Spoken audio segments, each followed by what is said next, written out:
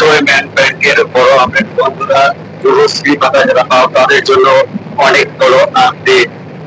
অনেকে অনেক এসএমএস দেওয়া হলো এই মুহূর্তে, যে এসএমএস টি তোমাদের জন্য খুব গুরুত্বপূর্ণ।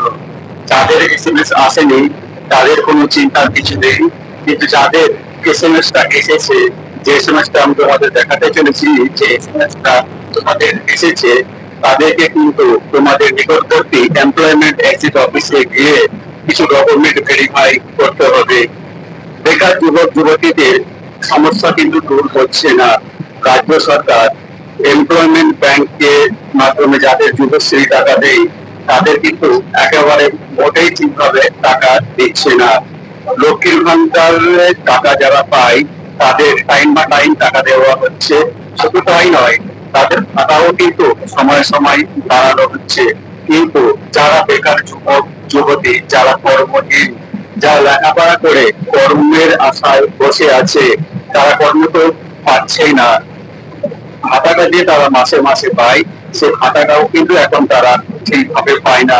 6 মাস হয়ে 7 মাস হতে চললো, মাত্র 2 মাসের ভাতা দেওয়া হয়েছে তাদের, বাকি 4 মাসের ভাতায় বাকি রয়ে গেছে।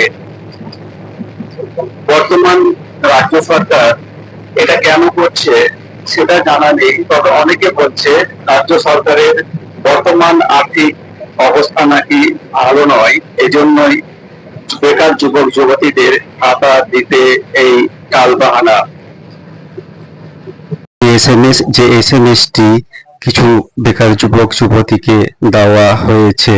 এখানে কি লেখা আছে দেখতেই পাচ্ছ তোমরা, visit your local employment exchange with voter ID, ration card, Aadhaar card, bank passbook, educational certificate any day 22/7/2024 থেকে 25/7/2024 পর্যন্ত।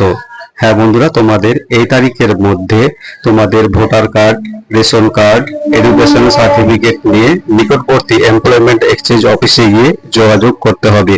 তবে এটা ভয়ের কিছু নেই, এখানে যেসব সার্টিফিকেট গুলো শো করতে বলা হয়েছে, এইগুলো গিয়ে সেখানে শো করলেই তোমাদের সমস্যার সমাধান হয়ে যাবে।